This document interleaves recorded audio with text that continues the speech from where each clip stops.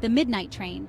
Sam was a night owl, preferring the quiet and solitude that came after dark. One evening, while wandering through his small town, he noticed something unusual. The train station, usually deserted at that hour, was bustling with activity. The clock above the platform read 12:15 a.m., but Sam was certain the last train left hours ago. Curious, he approached the platform. A sleek, old-fashioned train was idling there, its engine hissing with steam. The passengers boarding it were dressed in clothing from another era: top hats, long coats, and elaborate dresses. It was as if he had stepped into the past. Intrigued, Sam decided to board the train. The conductor, a tall man with a stern expression, handed him a ticket without saying a word. The ticket simply read, "Final destination." As the train started moving, Sam explored the carriages. They were luxuriously decorated with velvet seats and chandeliers hanging from the ceiling, but something felt off. The other passengers didn't seem to notice him. They spoke in hushed tones, their conversations incoherent and disjointed. He felt an eerie sense of unease growing inside him. The train sped through the night, the scenery outside a blur of dark forests and foggy fields. Sam tried to make conversation with one of the passengers, an elderly woman knitting a scarf, but she looked right through him as if he wasn't there.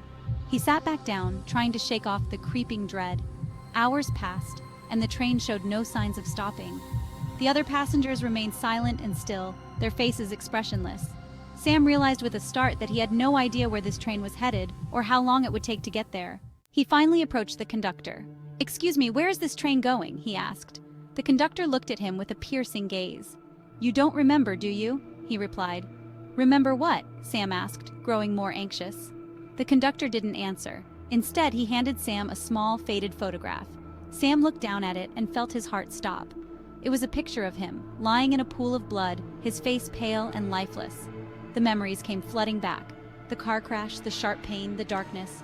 He remembered everything now: his death, the panic, the sudden cold. This wasn't just any train. It was the last journey. Sam dropped the photo, backing away in horror. "No, this can't be real," he muttered. But the conductor simply nodded.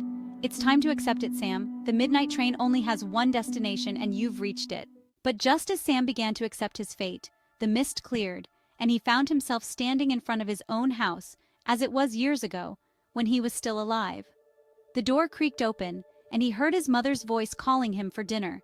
Confused, he stepped inside.